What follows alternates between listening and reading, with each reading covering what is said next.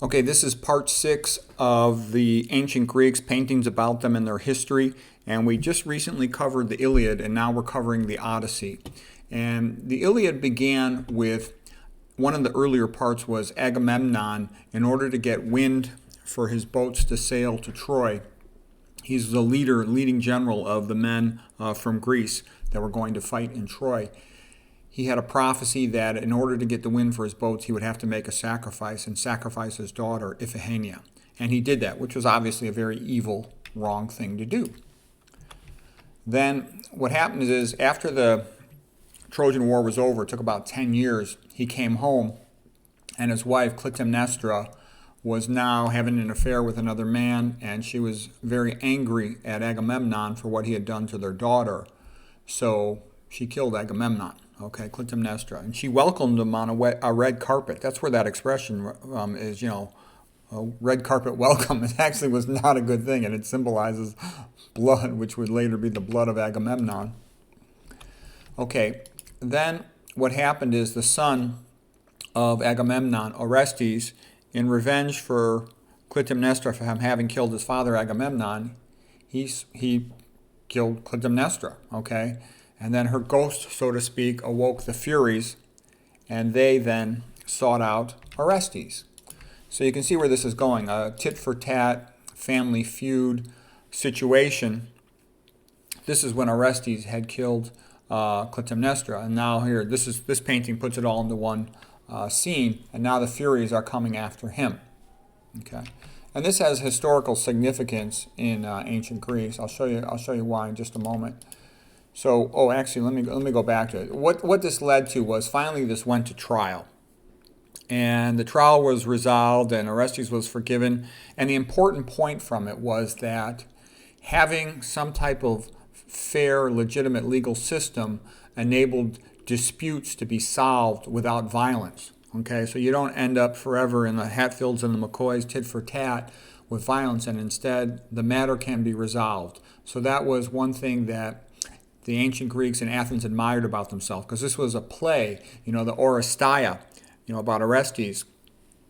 And it was basically, these plays all the aristocratic men would go to these plays, and it was to show them the greatness of Athens, that they had learned how to solve their problems with legitimate, fair legal disputes with a jury, rather than like typical societies just ending up with tit-for-tat violent behavior. So the plays were often a way to celebrate the greatness of Athens or to point out problems. So the Oresteia was a very good play. Now here we're going to talk more about Odysseus. The giant on top of the mountain there is Polyphemus, the Cyclops, with one eye in the middle of his forehead. Okay, and Odysseus ended up having to deal with him when he came to that island. His name was Polyphemus. It's a painting by Nicholas Poussin. Okay, one of the things when Ulysses and his men had escaped from the island, the giant Cyclops, and Ulysses had poked a hole in that eye to blind him, which was part of their escape. And the giant, though, had a general sense of where they were with their boat, and he threw a big rock at them to try to sink their boat. Odysseus had a whole lot of adventures. Another adventure was in his boat with his men. They've got their ears covered because they're passing by a place known to have sirens. And the sirens could tempt the men with their beautiful song. Okay, Ulysses himself wanted to hear the song of the sirens, so he had himself, with rope tied to the mast so he wouldn't be too captivated by it and do something stupid. So here's a picture I think that's a little more accurate about sirens. This one is Odysseus and the Sirens by Herbert Draper. And this one shows beautiful women.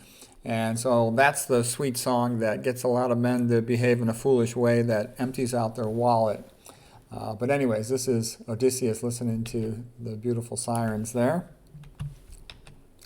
It's like someone once said to me that a woman is God's invention to empty a man's wallet. Okay, anyways, here is another famous line that comes from the Odyssey. This is Odysseus' men in his boat, and they had to sail through this difficult pass, which was between one mountainous rockside that was called Scylla, a six-headed monster, and then another monstrous whirlpool over here called Charybdis. And this is where the phrase comes, between a rock and a hard place, or the choose the lesser of two evils, out of the frying pan into the fire. It's this sort of the Greek metaphor for, sometimes you have a difficult choice. The two horns of the dilemma are either choice is not as nice or easy as one would want it. But this is where the phrase comes from, between Scylla and Charybdis, the six-headed monster or the whirlpool. And Odysseus was advised that he should favor staying towards Scylla, because even though the monster might eat some of his men, that was better than risking losing the entire ship and himself in the whirlpool.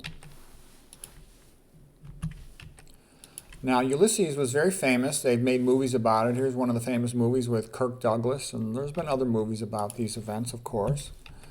Okay, another adventure Odysseus had was to meet Circe, and she is a sorceress, and she could turn men into animals, and how many of these animals were formerly men, okay? And Circe, also, sometimes portrayed as a foxy babe and a little bit dangerous, and men kind of view that women in that way a little bit as potentially a little bit dangerous, as they truthfully are. And what I'm also saying here is there's an implicit message. It'll become more apparent with the next painting or two, and I'll get to the next painting, but what it's sort of saying is that, the Iliad and the Odyssey were a little bit like the Bible for the ancient Greeks, and what they were doing was inspiring men to be brave warriors to defend Greece against their enemies, okay? They had very proud of defeating the Persians. That came later, though, from the Iliad and the Odyssey, because the freedom and continuation of ancient Greece depended on the men being brave enough to fight off their enemies. Okay? And so part of what I think is going on here, now here, for example, this Odysseus was held on another island with another beautiful woman named Calypso. And finally, his destiny was to return to Ithaca. So Athena, who was sort of his patron goddess, just like we think of our patron angel, patron saint, his patron goddess told Zeus, to free Achilles, and Zeus sent Hermes, his messenger, to tell Calypso to let Odysseus go. Calypso was a bit of a nymph goddess herself, and she was keeping Odysseus there against his will. But I don't know how unhappy he was. He was sleeping with her, having kids with her. And the point I'm making is, Odysseus is constantly finding himself on these enchanted desert islands with foxy babes having affairs with them. Okay, so I think there's a subtle undercurrent message here of, be a brave warrior, and who knows, you might end up, having a lot of adventures with foxy babes on deserted islands. And that's part of the entertainment of the story. Because, for example, if you think about King Arthur, when did King Arthur stories become really famous? When he started having all these romances in there, like Lancelot and Guinevere, Tristan and Isolde. And so what I'm trying to say is, part of the reason why, a modern person likes the Odyssey much more than the Iliad is because it's a lot of fun. Odysseus is always getting himself into mischief, having an affair with a new island babe, and then he's fighting off a monster. Okay, versus the Iliad, the first book of the Iliad and the Odyssey, it's a little bit boring for the modern reader. It's just constant battle, and then Achilles has a temper tantrum. I thought the Odysseus was much more interesting. Okay. So anyways, here's Odysseus now. He lands on another island, and he runs into this lady named Nausicaa, okay? And she's the princess, and her parents are the king and the queen, and at first he has no clothes, so he asks her for clothes. She gets him some clothes. He never has a romance with her. He tells stories to her and her family about his adventures in Troy and his travels. Later on, Nausicaa, this young lady, will marry his son, Telemachus.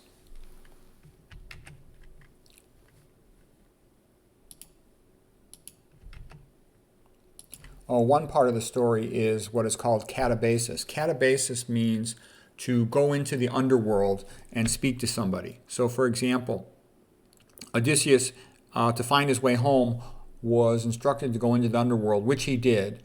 And he spoke with the prophet there, the prophet from Thebes, Tiresias. And Tiresias, had been the blind prophet who also was involved in the story of Oedipus Rex and some other important historical Greek events. And this prophet, Tiresias was able to give him information that would help Odysseus find his way home to Ithaca. And, it sort of also makes the point that we can learn a lot from our older mentors and from the men of the past, like Walter Kempner, Dennis Perkett, Nathan Pritikin, Roy Swank, Dr. McDougall in nutrition. Okay, but catabasis is the literary technique of descending down into the underworld to speak to someone. And you'll see that also later in the Roman sort of version of a similar analogous book, which is the Aeneid, where Aeneas descends into the underworld to speak to people. And then later on, we have something similar in Dante's Divine Comedy. So it is a literary story thing that one will see on a recurrent basis. There's also the story of Jesus Christo and the harrowing of hell. Okay, so we're not going to get into all that stuff, but catabasis is a term worth knowing. All right, Odysseus finally makes it home to his native land in Ithaca. This is a painting by Jan Stejka, the Polish artist. Here is Athena, his guardian goddess, watching over him. So when Odysseus returns home, he's an old man, it's been 20 years. So no one recognizes him except for his old dog. And it's a very old dog, over 20 years of age. And the dog, recognizes Odysseus and licks his foot. And he's so happy to see his old friend. And the dog, from all the excitement, drops dead. Okay? Nice statue here. You can see the dog licking his foot. Odysseus returns and he finds that, his wife is the queen of Ithaca. And there's a lot of men trying to get her to marry them. They're like, look, Odysseus must be dead by now. Why don't you just marry me? And they want to inherit her wealth, as the queen. And they, she told them to get lost, but they won't leave her alone. They're sort of intimidating her physically, a bunch of strong men. So Odysseus is not happy to see this. Telemachus is there, but he's too young, the son of Odysseus, to do much about it by himself. This, by the way, is the famous bed of Odysseus and Penelope. It's built around an olive tree, which is a good symbol of how Greek culture is so tightly entwined with olives, and why when I criticize olive oil, my Greek friends don't like it. Okay, so what eventually happens is they have a contest of archery, and Odysseus is a magnificent archer, and he then takes his bow and he uses it to chase away the suitors. Okay, and Telemachus helps him. And there's a lot of paintings of this. Here's another one, Odysseus chasing away the suitors. This one by Nicolas Monsal, and it's a rather beautiful painting. The ones who didn't leave, Odysseus shot him with his bow and arrow. Here's another painting of this one, Bergamasco. So these are pretty famous stories, and they work well. They've been made into popular movies, and these books have been around for thousands of years for good reason. So anyways, this is Homer being, the apotheosis of Homer, a celebration of Homer here in a modern painter, Jean Ingres, modern French painter. There's rather a lot of extraordinary culture comes out of France, too. We'll talk about that some other time. But, the great Homer wrote the Iliad and the Odyssey. And then there's always some jerky college professor who tries to say, well, we're not so certain that Homer wrote the Iliad and the Odyssey. We think that it might have been someone who was very much like Homer and had a very similar story like Homer and lived at the same time as Homer, but we don't know for sure if it was Homer. It's like, get the hell out of here. Okay, Homer wrote the Iliad and the Odyssey, and it's quite extraordinary. And that's the end of this episode. I hope you enjoyed it.